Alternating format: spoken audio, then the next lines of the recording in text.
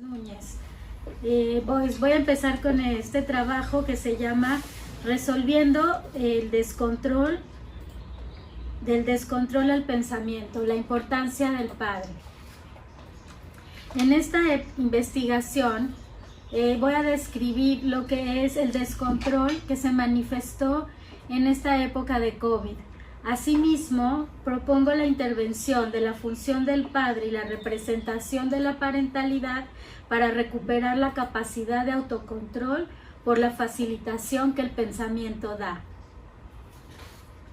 La parentalidad y el padre. La importancia que tiene el padre para el desarrollo y crianza de los hijos, su presencia, ya sea física y o simbólica, permite que el niño se pueda diferenciar de la madre y de esta forma logre la percepción de unidad corporal. La siguiente,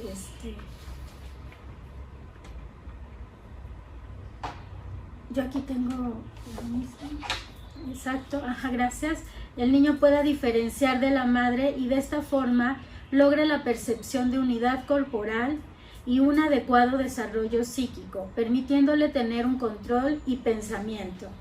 González Núñez nos menciona cómo es una formación mental que organiza el pensamiento de los padres frente a sí mismos y frente a sus hijos. Es muy importante señalar que la importancia del padre y la parentalidad van de la mano. En este trabajo lo que me aboco es cómo una representación de parentalidad también incluye a la representación del padre. Entonces, ¿por qué es importante el padre? El padre constituye el otro polo de la tríada familiar. El padre introduce la diferencia de los intercambios entre la madre y el lactante, contextualiza y enmarca las interacciones tempranas y representa una separación en el binomio madre-bebé, a diferencia del lazo maternal que es originado en la biología. El lazo paterno está marcado por un acto de reconocimiento, un acto de voluntad.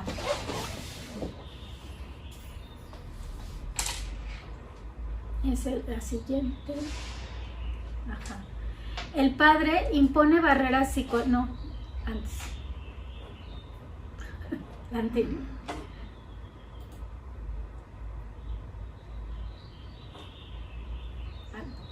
Es que no sé la importancia del padre, ahí está. El padre impone barreras psicológicas esenciales para actuar las propias pulsiones sexuales y agresivas en el cuerpo del niño, así como el conocimiento de su condición de hijo. Es muy importante mencionar que en esta época de COVID lo que se vino presentando es que dada la presencia de esta pandemia, el ser humano, el sujeto, se vio en una situación de desamparo. En esta situación de desamparo se presentó una dificultad para poder pensar, y esto se vio reflejado en que la dificultad de pensar es causada por un dolor psíquico. El dolor psíquico es el que causa que la persona, el sujeto, se descontrole y desregule sus afectos. Por lo tanto, al desregularse sus afectos, le queda poca energía y poca envergadura para poder ligar a ideas positivas, a ideas que le traigan vivencias emocionales que lo hagan sentir con un bienestar en este momento. Entonces, lo que yo me aboqué fue gracias a un cuestionario que se llama Expresión Afectiva, el cual incluye 4 áreas para poder saber y descubrir el perfil de afectos del sujeto. Pues me aboqué a poderlo aplicar y saber cómo se encontraba la población en este momento frente a esta situación de crisis, frente a esta situación de pandemia. ¿Cómo se encontraba? Yo hice la hipótesis que la población se encontraba descontrolada, que le estaba costando trabajo, aunque pasábamos muchas horas frente en nuestras casas, haciendo lo que es el home office, tratando de estar conectados con la familia. Costaba mucho trabajo. Las personas se encontraban en una situación digamos, de una expresión afectiva en la cual les costaba trabajo recuperarse para mantenerse funcionando en esta pandemia en sus casas y en su vida cotidiana. Es por esto que se hacían muchas recomendaciones de continuar día a día con sus actividades, tratar de mantener un horario, una sana alimentación. Entonces yo lo que me puse a pensar y empecé a observar en mi clínica fue cómo los sujetos de la población de repente se empezó a sentir como en esta área de afectos, donde los afectos se ven decrementados, o sea, con una baja expresión afectiva. ¿Qué quiere decir una baja expresión afectiva? Pero con ciertos afectos, no nada más sentirse, digamos, sin saber cómo sentirse. Los afectos que yo empecé a notar eran sensaciones de fracaso, afectos de culpa, afectos del sujeto que se sentía devaluado, afectos de baja autoestima, y había también en algunos momentos falta de remordimientos. Esto lo pude yo observar clínicamente, tanto que las personas empezaban a pensar que sus proyectos de vida se estaban viniendo abajo. En otros momentos se empezaron a sentir que se sentían culpables por no estar yendo a trabajar. En algunos momentos empezaron a sentirse devaluados, dado que la baja económica empezó a afectar a la familia y a la propia persona. Por lo tanto, la autoestima empezó a bajar en las personas y también empezó a aumentar el índice de adicciones y hacer conductas en este sentido sin remordimiento, porque eran las actividades que se podían hacer dentro del hogar.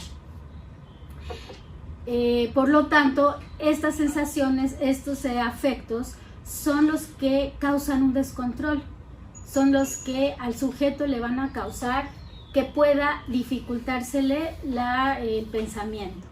Frente a esto, yo lo que hice fue aplicar el cuestionario de expresión afectiva, que es un formulario que se realizó en Google Form, donde se aplicó a 483 personas los 37 reactivos en base al libro que tengo que se llama Sintonía y Distonía.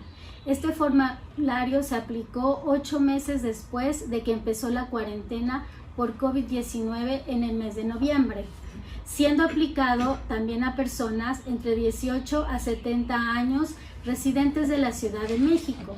Y estos son los resultados que yo obtuve. La siguiente. Aquí únicamente les muestro, son los 37 reactivos. No los voy a describir cada uno de ellos, nada más quiero que ustedes observen que todos estos 37 reactivos corresponden a un afecto diferente. Un afecto, por ejemplo, el 1 es infidelidad, el segundo suicidio, avaricia, depresión, agresión, control de impulsos, abandono, control de coraje, egoísmo, enojo a la madre, represión, enojo a los hermanos, fracaso en los estudios, fracaso en la vida social, culpabilidad, fracaso en la vida, enojo, fracaso en la vida emocional, pérdida, arrepentimiento, sentido de miedo, desilusión, etc. Todos estos afectos son un menú de todos los afectos que el ser humano puede llegar a sentir. Esta prueba se realizó por medio de hacer este estudio exploratorio donde una muestra significativa dio estos afectos, se hizo toda una valoración y un análisis factorial, y así es como este cuestionario cobró esta significancia, que es ahora en este caso que yo lo ocupé, porque y sobre todo en la escala de afectos que decrementan al yo. Entonces, ¿cuáles son los que salieron más altos en esta prueba? la siguiente. Los más altos, en un porcentaje alto, salió la infidelidad, o sea, la expresión de infidelidad, la expresión de suicidio, la expresión de avaricia, la depresión, la expresión de la agresión.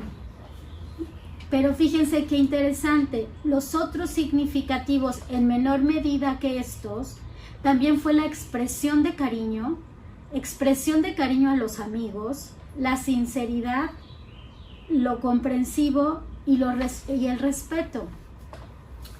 Sobre estos afectos, estos 10 afectos, son sobre los que yo me aboco y les quiero comentar qué importante era el descontrol. ¿Por qué es el descontrol? Porque se expresa lo negativo, se expresa el dolor, sin embargo están empujando por querer salir del preconsciente al consciente los afectos positivos, pero frente a esta situación de pandemia se dificulta, dado el dolor psíquico y dado que el aparato de pensar se ve, digamos, fracturado, se ve aminorado. Es aquí donde es muy importante la presencia o la importancia de que el Padre aquí fortalezca. ¿Por qué? Porque el Padre es ese tercero que, como les mencionaba, es ese tercero que va a llegar y va a apoyar esta diada madre e hijo a que puedan separarse. Al separarse puede llegar a volver a retomarse el control para poder lograr la diferenciación. En la época de pandemia lo que nos sucedió fue que nos llevó a una regresión. En esta regresión fue que se vino todo el descontrol y por eso es que yo a lo que estoy pensando que propongo para la intervención, ¿algo pasó? ¿Quién sabe? ¿No? ¿Les sigo? Para la intervención, pues es esta importancia del Padre, como el Padre cuidador frente a esta barrera de estímulos que nos está presentando el medio ambiente. Digamos, estamos nosotros en nuestro descontrol dentro del hogar, con la familia, con la pareja, y llega la realidad, una realidad amenazante, que viene a descontrolar al sujeto y lo que lo hace es expresar estos sentimientos que le vienen a minorar su sentimiento de autoestima, su sentimiento de valía y sentimiento de avaricia. Fíjense qué importante es que empezaron a sentirse avariciosos, con dificultad de dar, de generar. También se empezó a generar lo que es la agresión y lo que parece que son estos afectos que el Padre simbólico y este concepto de parentalidad en donde se incluye padre y madre como si fuera un yo parental, va a apoyar es a que estos afectos de cariño a los amigos, el respeto, la comprensión, sean afectos que puedan surgir de ese preconsciente y lograr su expresión para con los demás en una realidad. Esta investigación aporta cómo es que ya podemos hacer esta intervención dirigida hacia que la familia, o sea, padre y madre, que están incluidos en el concepto de parentalidad, dado que es una representación que tenemos interna, que nos protege, igualmente aunada a la importancia de esta representación interna de un padre real o simbólico. ¿Qué quiere decir? Que es esa imagen que traemos ya adentro con nosotros, que nos va a proteger y nos va a motivar a que los afectos de respeto, comprensión, sinceridad y cariño surjan en estos momentos de pandemia. Por lo tanto, las conclusiones son cómo este descontrol causado por el dolor de la presencia del COVID y el aislamiento provocó... Es que la doctora Vanessa entró, ¿no? ¿Usamos? Ustedes me dicen. Ya está, ¿no? Ya tiene audio. Ya está. Les pedimos por favor si nos apoyan desactivando su audio para seguir escuchando la ponencia de la doctora Adriana. Gracias, muy amable. Ok, gracias Nelly, que estás por allá. Bueno, pues sí, recordemos, creo que sí, apagar los micrófonos para poder escuchar a los ponentes. Muchísimas gracias. Y bueno, pues aquí las conclusiones son como este descontrol causado por la presencia de COVID y el aislamiento provocó la expresión, o sea, que la persona se sintiera como si estuviera siendo infiel, porque es esa sensación, por la sensación interna de no poder quizás estar cerca de los seres queridos, porque acuérdense que eso era lo que más se extrañaba en esos momentos, estar cerca de los seres queridos, y la dificultad de estar con los seres queridos causó un sentimiento de infidelidad, un sentimiento de suicidio, también de sentir que se querían morir. Pues cómo no pensar eso. También se empezaron a sentir con avaricia, que es la dificultad de poder compartir. Empezaron a sentir desprecio y empezaron a sentirse agresivos. La siguiente conclusión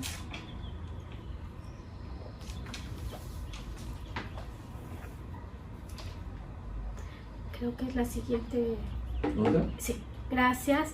Y también se observa que también los afectos que van a ayudar a fortalecer el pensamiento por el padre internalizado que cada persona lleva adentro, valga la redundancia, o sea, internalizado es que desde adentro de nosotros nos protege esa imagen del padre que tenemos.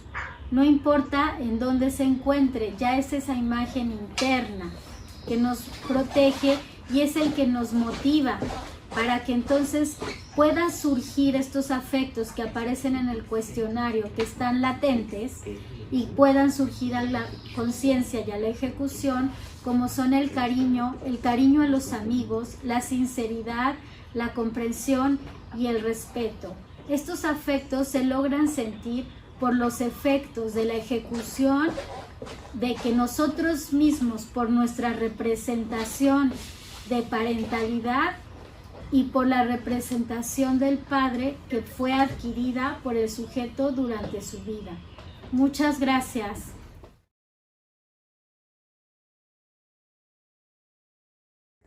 Muchas gracias, Nelly. Bueno, buenos días a todos. Agradezco su compañía, aunque sea a distancia, para escuchar estos trabajos de parentalidad que hemos preparado con mucho afecto para ustedes. Agradezco al Instituto de Investigación en Psicología Clínica y Social y al Dr. González Núñez por la oportunidad. Bueno, en esta ocasión hablaré sobre el ejercicio de la parentalidad positiva y la importancia que tiene la expresión de los afectos para la educación de los hijos y las hijas y tener un sano desarrollo. Para empezar, quisiera mencionar unas estadísticas que me parecen graves en México. Casi 4 de cada 10 madres y 4 de cada 10 padres reportan pegarle o haberle pegado a sus hijos o hijas cuando sintieron enojo o desesperación. Es decir, el 63% de los niños han experimentado algún tipo o forma de disciplina violenta. Regularmente las niñas sufren agresiones psicológicas y los niños suelen ser disciplinados con cualquier tipo de castigo físico. Con respecto a la edad, las niñas y los niños entre 6 y los 9 años son los más vulnerables y los que reciben mayor violencia. Estos son datos de la UNICEF en México del 2019. Seguimos en la anterior. Por lo que es necesario entender de inmediato los vínculos donde la violencia esté presente, para que ésta no se mantenga como modelo de relación a través de las generaciones, y porque la violencia deteriora la calidad de vida de las sociedades, pues pertenece a las fuerzas regresivas que tienden a la destrucción. Y bueno, ¿qué son los estilos educativos parentales? La siguiente. Van a ser formas de actuar permanentes y estables a lo largo del tiempo, aunque pueden modificarse. Son las respuestas que los adultos van a dar a los menores ante cualquier situación cotidiana. Toma de decisiones, actitudes y actuaciones que les son transmitidas a los hijos y a las hijas. El contexto emocional, las características de los padres y las madres son factores que motivan a esta elección de conductas educativas. Es así entonces que el estilo de crianza va a condicionar el tipo de relación y la manera en que se expresan los afectos entre los progenitores y sus hijos, la cual quedará establecida como una plantilla base para las futuras relaciones del hijo y muy probablemente de sus propios hijos. Por ello es necesario que los padres y las madres tomen conciencia en cuanto a la forma de interactuar y responder a los infantes, para que no sea solo la repetición inconsciente de los estilos disfuncionales que vivieron en su niñez, sino que elijan las relaciones que tendrán sobre sus hijos. Ejemplo de ello es Rosa, quien era golpeada por su padre cada vez que llegaba alcoholizado. La lastimaba tanto que la podía dejar inmovilizada. En terapia, Rosa menciona: comprendo a mi papá. Su padre, mi abuelo, era militar. Lo golpeaba con el pretexto de que él ya había sufrido mucho por la patria y ahora le tocaba a sus hijos. Es por todo lo anterior que ha surgido como propuesta la crianza del estilo parental positivo en la Asamblea de las Naciones Unidas en 1989, en la que el comportamiento de los padres está sustentado en el interés superior del niño, promoviendo la atención, la expresión afectiva y el desarrollo de sus capacidades, el ejercicio de la no violencia en cualquiera de sus manifestaciones, y estableciendo límites que permitan el crecimiento y el sano desarrollo de las relaciones paterno-filiales. A diferencia del estilo parental positivo, a diferencia de otros estilos como el autoritario, el permisivo, el sobreprotector o el negligente, donde se ejercen métodos de corrección que vulneran la integridad física y psicológica de los niños, y donde solo su prioridad es el control del comportamiento del niño. La parentalidad positiva va a estar basada en el contacto continuo, afectuoso y sensible a las necesidades biológicas, afectivas o de estimulación de los niños. Los padres van a invertir sus emociones y van a mostrar disponibilidad y compromiso en la relación con el niño. Además, la autoridad que ejerzan va a ser mediante el respeto, la tolerancia, la comprensión y el diálogo, la cercanía y la implicación en la vida de los niños y los adolescentes. Por tanto, los papás van a estar encargados de fomentar la expresión de los afectos y el establecimiento de un vínculo seguro. Es así como las áreas a cubrir. La siguiente. En el estilo de parentalidad positiva va a ser los afectos, la conducta y las cogniciones. La siguiente. En este caso nos vamos a concentrar en los afectos, ¿no? Los afectos, los afectos nos vamos a concentrar en ellos porque juegan un papel determinante en el desarrollo de los niños y las niñas, al mismo nivel que la alimentación, que los cuidados médicos o la protección frente a los peligros. Citando al doctor González Núñez, nos menciona que la afectividad abarca todos aquellos estados de ánimo y todas las relaciones que tienen origen en el impulso, como el amor, el miedo, la felicidad, la sorpresa, la agresividad, la calma, la confianza en sí mismo, la autoprotección, el horror, la angustia, la melancolía, la rabia, entre otras. Mientras la capacidad de expresión emocional se encuentra incorporada a los patrones del recién nacido, el significado psicológico que se asocia con estas expresiones es lo que se va aprendiendo. Por lo tanto, los padres pueden ir enseñando a los hijos sobre la expresión de los afectos, ¿no? Y que además estos afectos van a ser útiles para realizar un vínculo seguro al establecer una reciprocidad afectiva entre los padres y los infantes. Por lo tanto, para que los padres puedan llevar a cabo una parentalidad positiva, van a necesitar formar bases afectivas, enseñando al infante la expresión de lo que está experimentando. De igual manera, es fundamental que dedique tiempo para interactuar con sus hijos, sea estos tiempos constantes, sea constante su presencia y que los hijos los perciban próximos y capacitados para ayudarles a enfrentar el mundo. En la relación paterno-filial, la siguiente, los padres invertirán sus propias emociones y acompañarán al hijo en toda la gama de afectos, en el enfado, la tristeza, la frustración o la alegría, respondiendo eficazmente a las necesidades de afectos de los niños y las niñas. El infante así tendrá la confianza para expresarse, ya que se sabrá reconfortado por el adulto. Es decir, si el hijo se da cuenta que cuando llora o está frustrado, el padre y la madre permanecen con él, eso hará que aprenda rápidamente que puede manifestar estos afectos sin necesidad de reprimirlos, porque sus padres lo van a estar apoyando para conseguir regularse. No obstante, para que esto sea posible, los padres deben ser capaces de regularse a sí mismos o en pareja. Un ejemplo de lo anterior dicho es Ana y su hija Sofía, de 6 años. La siguiente, por favor. Sofía se le murió su mascota, quien era una conejita. Sofía llora diciéndole a su mamá que está muy triste y que siempre que se muere, y bueno, está muy triste y dice, siempre que se mueren, siempre se mueren mis mascotas mujeres. Ella dice, me duele mucho aquí, y se señala el pecho. El otro conejo se quedará solo. Ana le responde, no llores, vamos a comprar otra, no es para que te pongas así. En terapia, Ana comenta que tenía también muchas ganas de llorar por ver a Sofía así y porque también se había encariñado con la conejita.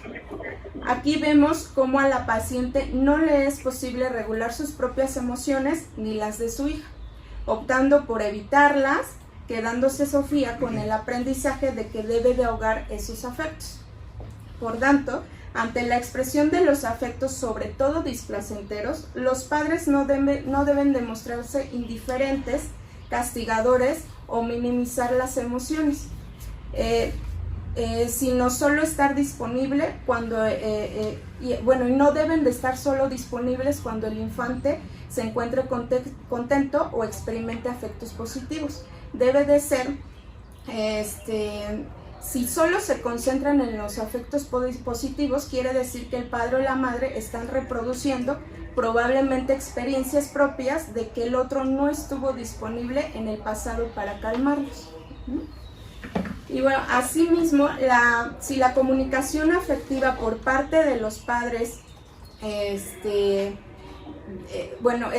debe de ser, esta comunicación debe de ser predecible. Los afectos, como los demuestren, debe de ser predecible y consistentes en la manera en que expresen estos afectos, así como el modo de regular al hijo.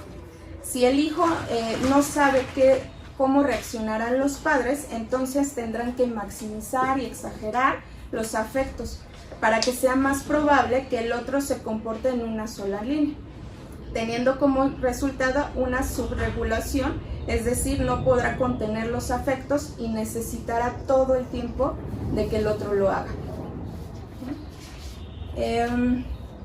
Por lo tanto, en el estilo parental positivo, el niño y la niña se sentirán seguros de explorar el mundo.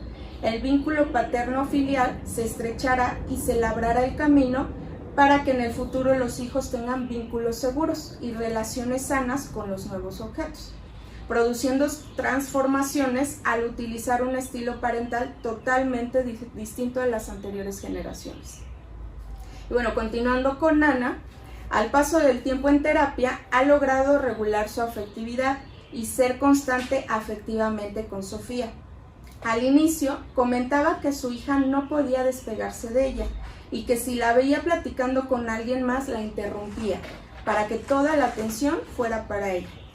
Ana se da cuenta de la angustia y el estrés que pasa su hija cuando no está con ella o cuando no tiene su atención, por lo que le explica a Sofía que ella siempre la tiene en sus pensamientos y en su corazón, y que a su vez Sofía la va a poder llevar también en el suyo. Después de ello, la niña logra empezar a realizar sus cosas, sus actividades, sus juegos, aunque la madre converse con alguien más, lo que quiere decir que la madre logró regular la afectividad de Sofía al estar disponible, ser constante y traducirle lo que en realidad estaba sintiendo Sofía, que era angustia, tristeza y miedo de que la madre se fuera de su lado.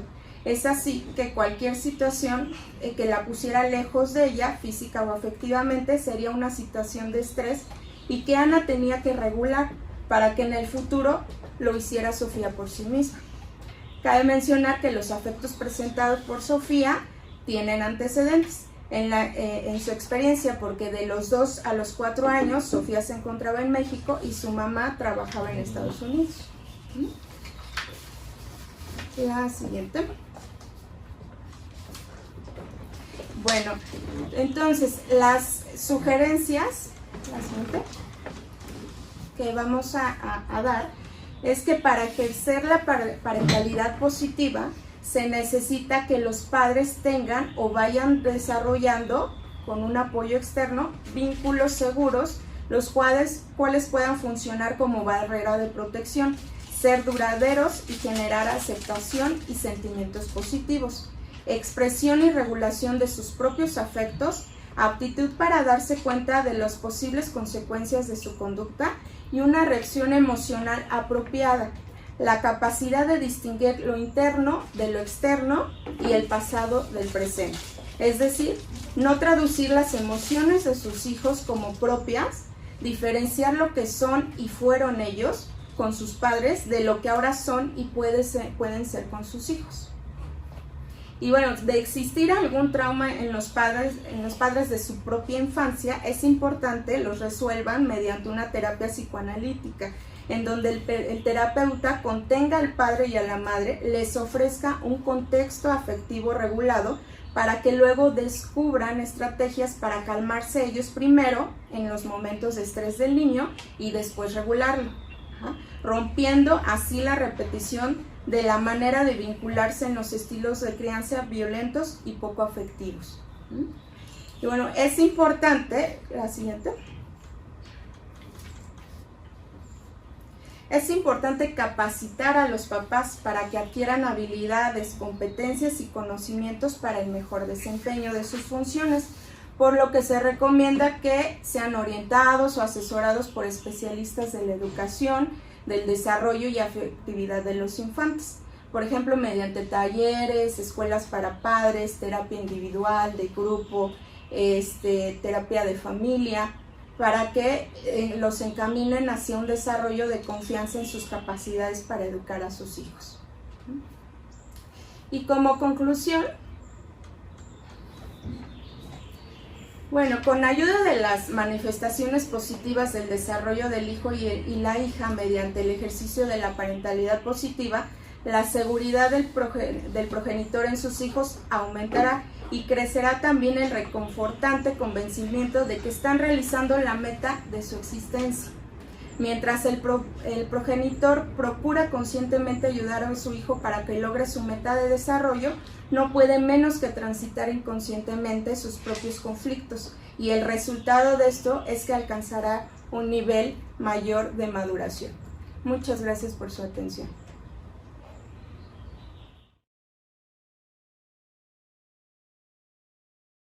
Quiero agradecer al Instituto de Investigación en Psicología Clínica y Social por permitirme compartir este trabajo con todos ustedes, especialmente al doctor José de Jesús González Núñez, que me ha guiado, orientado para poderlo elaborar, a mis alumnos, a mis pacientes y a mi hija Tania, que en esta ocasión está acompañándome. Muchas gracias. Pues sí, ser padres es una oportunidad de transformación psíquica, en la relación padres e hijos, no solamente el hijo se ve beneficiado en su crecimiento y desarrollo, el padre también lo hace, porque la paternidad es una de las tareas más enriquecedoras que hay para la personalidad. Pero fíjense que no solamente por el hecho de tener un hijo ya se es padre, se debe convertir en padre. Nos debemos convertir en padres. Entonces, la que sigue, está bien, la que sigue, por favor.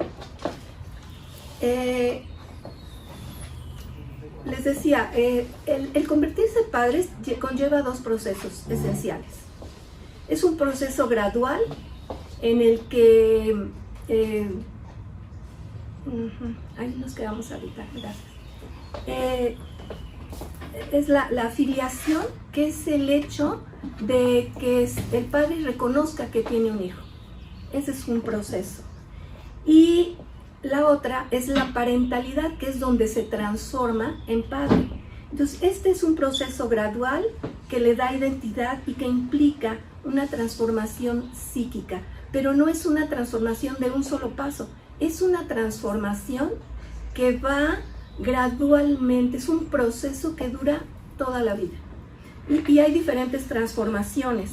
Entonces, estos modelos de transformación se van a dar sobre la base de la identidad, lo que es el papá, la influencia de modelos multidimensionales, tanto culturales, sociales, transgeneracionales, los abuelos, los bisabuelos, relacionales, y también con la reactivación de conflictos antiguos de la propia personalidad a partir de esta nueva fase evolutiva de la personalidad. Entonces, la transición a la parentalidad, a la paternidad, estará marcada por momentos decisivos y específicos en la vida del individuo, y va a dar paso a nuevas funciones.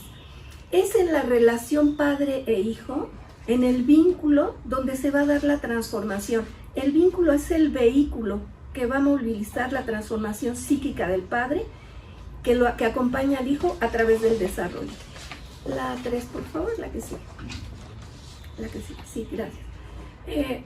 Cuando los padres responden a las diversas necesidades del hijo, es que se echa a andar la transformación psíquica. La relación, les decía, es la mediadora.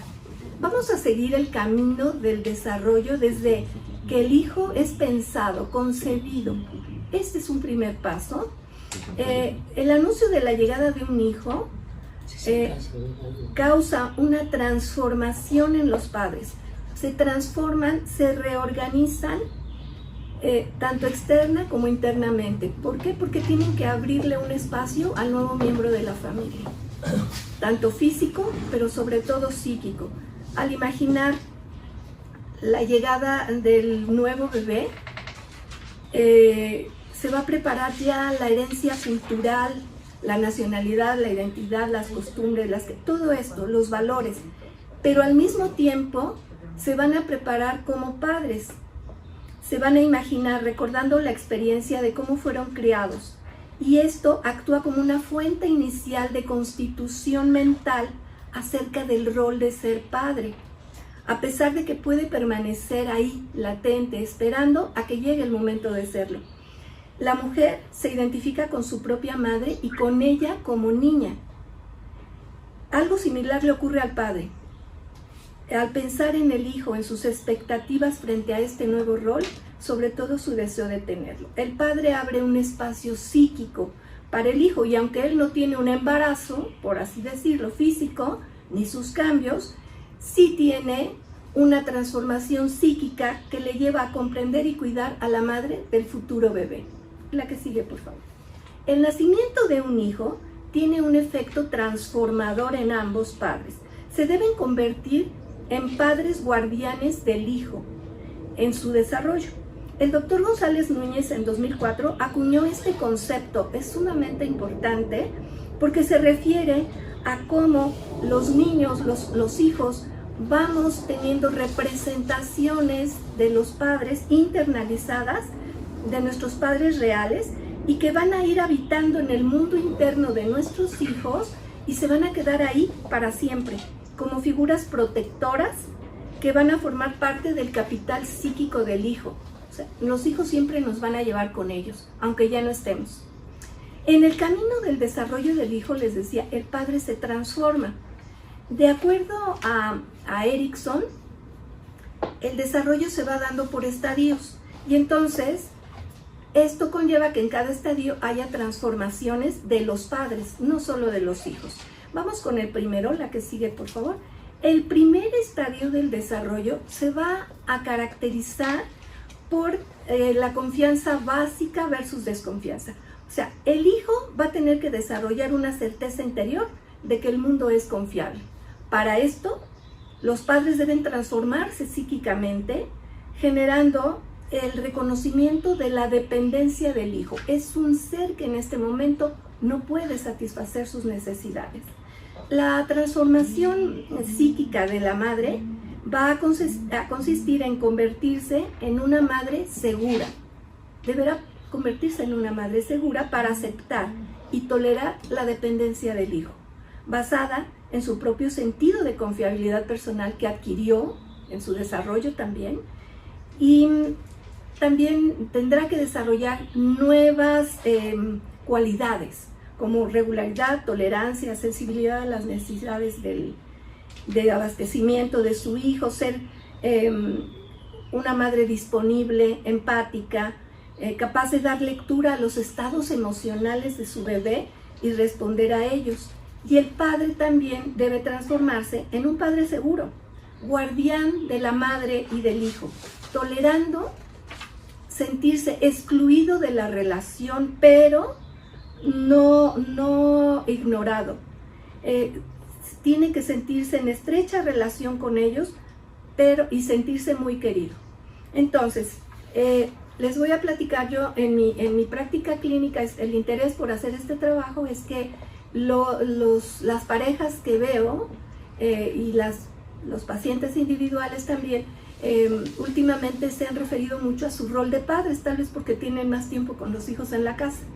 Entonces muestran muchas inseguridades, dudas, hacen muchas preguntas, y es por esto que, bueno, pues he hecho este trabajo. Laura y Raúl llegaron a terapia de pareja poquito antes de que naciera Eddie, su primer hijo, y tenían muchas angustias, muchas dudas que estaban reflejadas en su relación, y sobre todo por su capacidad de ser padres.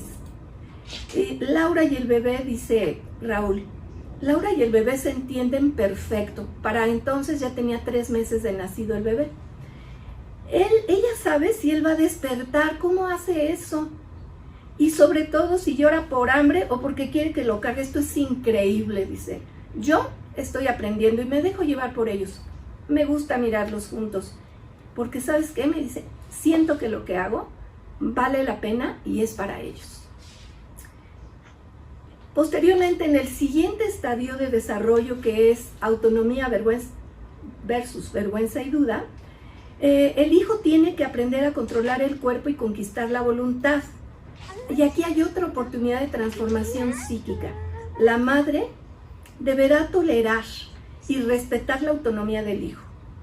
Después de haber creado un vínculo tan estrecho como el que nos contaba Raúl, pues ahora el niño ya camina, ya se mueve por sí mismo en el espacio, y entonces la madre tiene que, su tarea en esta ocasión, su siguiente transformación, es renunciar a la dependencia que tenían, aceptando el dominio creciente del hijo y el que tiene del ambiente también.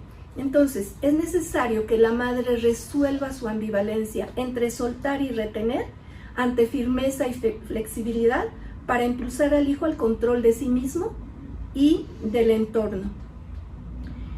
Se va a poner en juego su capacidad de su propio control de afectos, del ejercicio de su voluntad y de su capacidad de dar y recibir.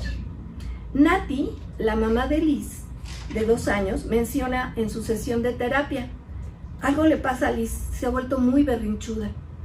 No quiere que le ponga los zapatos ni nada, no se deja cambiar, eso me retrasa todo. Lo quiere hacer ella, pero se tarda años y no lo hace bien. Para todo es así, no sé qué hacer. A Nati, la mamá de Liz, le cuesta trabajo permitirle adquirir la autonomía a la niña y dejar atrás la dependencia absoluta que tenía de ella. En el siguiente estadio, iniciativa versus culpa, en el que el hijo deberá adquirir propósito y dirección, la oportunidad de transformación psíquica de los padres está en que absorban la culpa del hijo por dejar de ser dependientes. Esto es algo psíquico, interno, ya que pasa de un modelo dual de relación donde todavía eran mamá e hijo a un modelo triangular, padre, madre e hijo. Es necesario que esta culpa sea absorbida por los padres para que no trascienda a la siguiente etapa. Este estadio coincide con la fase fálica señalada por Freud y corresponde al momento culminante de la declinación del complejo de Edipo, o Electra según el género del hijo. Los padres deben estar preparados con su propia identidad psicosexual para transformarse en objetos de identificación del hijo, lo que le ayudará a que adquiera propósito y dirección a la expresión afectiva de la relación triangular y absorber la culpa edípica, para ayudar a resolver la rivalidad y que aprenda a dar y recibir afecto a una tercera persona dentro de la familia. Mari me dice: doctora, ayer me sorprendió Pedrito, su hijo, tiene 5 años. Me dijo: mamá, ya no me bañes tú, mejor mi papá. Raro, rarísimo, siempre está peleando con él. Dice: para que me ayudes, él me ayude y tú me hagas más rica la cena. Ay, y dice Mari: tuvo una buena idea porque siempre estaba peleando con su papá. ¿Quién sabe qué le picó? Ahora pasa más tiempo con él. El siguiente estadio, industria versus inferioridad de los hijos, en el que los hijos deben volverse aplicados, laboriosos, dedicados a la escuela, a aprender. La oportunidad de transformación psíquica de los padres está en que deben estar atentos a promover la separación de lo pulsional del aprendizaje, ayudando al hijo a desarrollar habilidades cognitivas y a controlar la pulsión. Deben reconocer a la escuela, los padres, como una institución educativa y compartir la autoridad con los maestros y reconocerlos como agentes de la independencia del niño. Ellos retomar sus propios intereses profesionales, personales, aficiones y actividades que pueden o no compartir con sus hijos. Los padres deben transformarse reorganizando sus propios esquemas de aprendizaje e integrar los nuevos conocimientos a lo que ya habían aprendido como niños. Deben aprender a socializar en el ambiente del hijo, pero diferenciándose de él. Erendira en su sesión menciona: estaba preocupada por Leti, mi hija, por lo de las clases de línea. Ya saben, es tercero y qué difícil tercero, es pesado. Y le dije: debes poner atención a tu maestra. La niña anda muy aplicada, hace las tareas y lo que la maestra le dice en el Zoom. La maestra es muy amable y me ha orientado para apoyar a Leti. Está muy aplicada. El siguiente estadio, identidad versus confusión de rol, que se caracteriza porque el hijo adolescente deberá finalmente establecer su identidad propia. La oportunidad de que tienen los padres de transformación psíquica en este momento es mantenerse accesibles emocionalmente para los hijos, pero reforzando su propia individualidad y los aspectos de su propia identidad fuera de su función de padres. Los padres de hijos en esta etapa deberán reafirmar la intimidad con su pareja, así como expandirse en otras áreas de actividad para reforzar su propia individualidad. Los padres deben transformarse para desarrollar la capacidad de individualizarse de sus hijos y apoyar y fortalecerlos en su inmersión en el mundo social fuera del ambiente familiar. Esto puede ser uno de los mayores retos que tienen los padres. Claudia tiene 2 hijos adolescentes. Llega a sesión diciendo: se me ocurrió algo que hace mucho que no hacía, no sé por qué, hablarle a mi marido. Y le dije: oye, nos vemos en el café del parque. Se quedó callado un rato y me dijo, le dije: para distraernos un poco. Ah, sí, pero hasta que salga. Sí, claro, le dije, como le hacíamos cuando éramos novios. Y vemos como cada ejemplo que les he ido poniendo, han tratado de pasar y transformarse los padres para que puedan ir guiando también a sus hijos. Mis conclusiones. Convertirse en padre es un proceso gradual que los transforma psíquicamente a partir del vínculo con el hijo, la estructura social en la que el individuo está inmerso y sus propios procesos de desarrollo. 2. Para que los padres se transformen psíquicamente, se requiere sean flexibles y permeables a las transformaciones de los hijos sin perder su individualidad. 3. La transformación psíquica de los padres promueve su salud mental y muchas veces será necesario acudir a psicoterapia para poder aclararse todo esto y poder ir avanzando y transformándose en el camino de la mejor manera. Muchas gracias.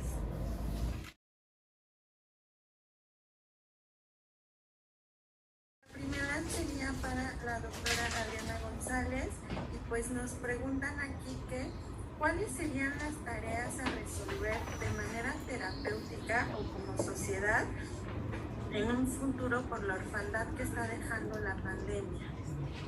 Adelante, doctora.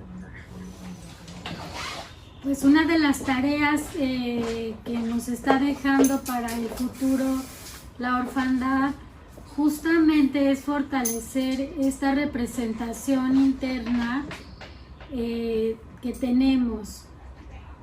No olvidar que los padres habitan dentro de nosotros. González Núñez nos ha estado mencionando cómo esos padres que llevamos adentro nunca nos abandonan, nunca dejan de existir, digamos, nunca se van a desvanecer de ese mundo interno. La orfandad lo que hace es que el sujeto, la persona se descontrole y que surjan justamente los afectos que van a decrementar las vivencias de satisfacción y vivencias amorosas en donde nuestros padres internalizados están presentes. Entonces, las tareas terapéuticas sí va a ser por medio de la interpretación, por medio de reflejar también a los pacientes y nosotros también hacer en esos momentos un yo auxiliar como psicoanalistas a que esas imágenes de esos padres internalizados vuelvan a surgir. Muchas veces yo recurro a esta imagen en donde a veces, no sé si alguna vez en alguna película ustedes hay una película donde es un bosque, viven las hadas y la nada está por llegar. Entonces la nada se ve cómo va arrasando con el bosque vivo y va acabándoselo. Y aquí la imagen cinematográfica que viene a surgir es cómo existen las hadas o cómo existe yo aquí incluiría el concepto de parentalidad, el concepto de padre internalizado que va a ir acompañado de cultura y sociedad. Toda esta fuerza vamos a necesitar a futuro, que la cultura, la sociedad, como el cuestionario arrojó, es la fraternidad, resalta mucho el cuestionario, el cariño a los amigos, hagan esta fuerza de que justo no llegue esta nada y acabe con lo que tenemos internalizado, poblado. Esto va a ser por medio de interpretar y apoyar a que nuestros pacientes puedan recuperar esos imágenes de sus padres presentes. Si son huérfanos tempranos, si se está viniendo, por ejemplo, cuando se duplica la intensidad, dado que muchas veces también hay ausencia de papás tempranamente, se va a intensificar la sensación de una nada interna. Terapéuticamente no hay que dejar que esta nada interna invada al sujeto, porque ahí es donde pueden surgir ya la expresión del afecto, pero llevada a la actuación, o sea, depresiones crónicas a suicidios. Nuestra técnica dentro del consultorio va a ser esa memoria auxiliar de nuestros pacientes y ser guardianes para que ellos no olviden a sus, digamos, como diría ahorita la maestra Dalia, a esa paternidad positiva, ¿no? Parentalidad positiva, es decir, parentalidad donde se puedan recordar afectos como el cariño, el respeto y la fraternidad. Ok, muchas gracias por su respuesta, doctora Adriana. Entonces es esa imagen internalizada, ¿verdad?, la que vamos a tener que rescatar. Muchas gracias. Bueno, preservar. Para la psicoterapeuta Dalia Rioja, preguntan que si la función de crianza con las figuras parentales está relacionada también con lo que ahora son los tutores, o sea que si los tutores también pueden rescatar esas figuras. Bueno, ahí sería con los tutores como un desplazamiento, pero claro que pueden apoyar a los padres en esta parentalidad positiva. Cuando hablamos de parentalidad sí se refiere en específico a la madre y al padre, ¿no?, el ejercicio que pueden hacer en los hogares. Pero bueno, si hay tutores o cuidadores en general, podrían también hacer esta labor de ayudar a los niños en específico a interpretar lo que están sintiendo, ¿no?, a darle sentido, a regular los afectos tanto positivos como negativos que los niños estén presentando, pero también pueden ayudar a esta parentalidad. Ok. Muchísimas gracias. Y pues nos vamos en la misma línea de la pregunta que le hicieron a la maestra Dalia. Y pues bueno, maestra Aurora Guerra Riojano, en el proceso de adopción, ¿cómo se llevaría a cabo ese proceso de transformación? Perdón, no escuché bien la pregunta. Que en el proceso de adopción, ¿cómo se podría llevar a cabo ese proceso de transformación?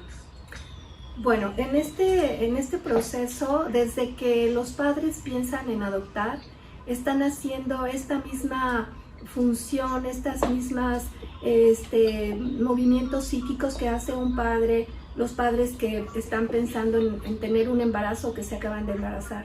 Entonces el camino es muy, muy semejante, aunque aquí pudieran tener ellos que trabajar más internamente. Yo les recomendaría una... Maestra, la voy a interrumpir un poco. Cecilia, ¿nos ayudas por favor con tu audio? Les pedimos por favor que nos cuidemos justamente en esto de los micrófonos. Muchas gracias, Cecilia. Adelante, maestra. Sí, les decía que es el mismo trabajo. Tal vez si tuvieran los padres que realizar un proceso psíquico adicional que tiene que ver con trabajarse internamente para el proceso de adopción, ¿sí? El empezar a ser padres del imaginario. Nuevamente. Bueno, el proceso de adopción, igual que el de padres, se deben transformar en padres. Tal vez haciendo un poco de más trabajo en relación a la situación por la cual llegan a la adopción, y para esto la psicoterapia es el vehículo esencial y la psicoterapia psicoanalítica más. Entonces, unos padres que han estado trabajando esta parte emocional van a poder hacer igualmente estas transformaciones psíquicas durante el desarrollo de los hijos. No sé si quedó finalmente aclarado.